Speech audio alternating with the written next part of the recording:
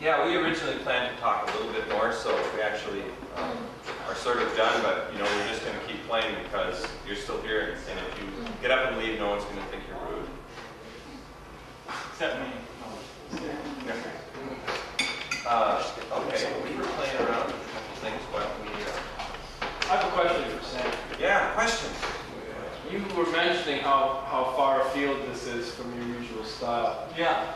How much of your usual styles, I'm noticing some of the scales and stuff that you play are making their way in. Yeah. Well, you know, it's, you know, it's interesting thinking about it because the swing style that I began playing when I was about 15, 16 was definitely the gypsy jazz vein, and it was very arpeggio based versus, you know, it seems like the stuff that I would use in this seems more based on scales, and so like I'm thinking more linear versus vertical, or stacking the notes up versus more scale. So I guess that stuff creeps in, but the other thing that I wanted to do was when we sat down last night, I wanted for Tony and I to sort of collaboratively pick music together that featured the very best of kind of what we do and find a meeting ground. And that tune was like a really perfect avenue for it. Yeah. So that just works, you know, I mean, it just sort of fits in there just fine, you know, and It's a descending progression. yeah, you know, it's a descending progression like that, and it's using sus chords going into a dominant chord, and that's something that happens every 2 measures in jazz. Yeah. So it just seemed appropriate.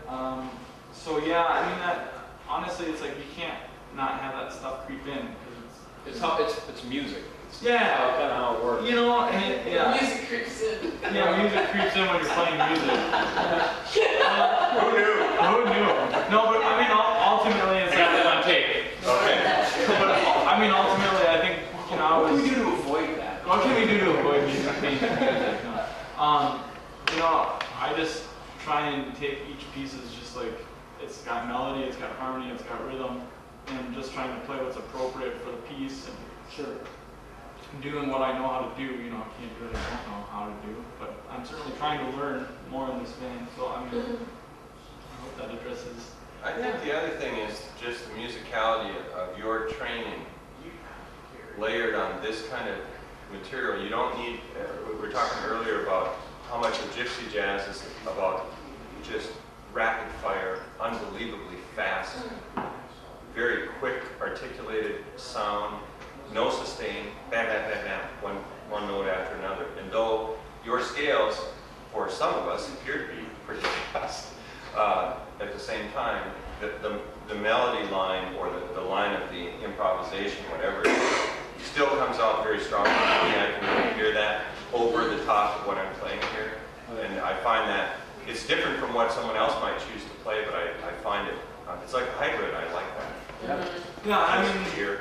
and that's kind of what, like, I mean, I think that's the beauty of music, is just by its very nature, it wants to mix with other stuff. You know, it's just kind of the nature of music, the nature of playing with other people, and you can't really help it.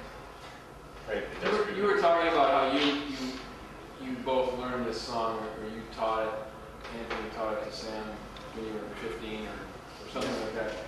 How long have you guys been playing together, and how often do you get together and play music like this? Well, there was last night. We don't really. Not as On much. a couple of very rare occasions, there'll be a family gathering. We have a large family, so we have these family gatherings. And in the course of a gathering like that, there might be 15 to 20 people there, 8 or 9 or 10 of them who are playing instruments. But for us to do something like this, we might get 1 or 2 songs in, or 3, like that with everyone else playing. But then you have also the Plank family is there with fiddles and mandolins and a couple of guitars, and they're flat pickers and an upright bass. And before long, you're doing bluegrass and gypsy jazz and a variety of other kind of old, I don't know, what do you call some of this stuff? I don't even know. I mean, it's just, I guess it would be singer-songwriter folk stuff, and this stuff that's just been in the family repertoire for years.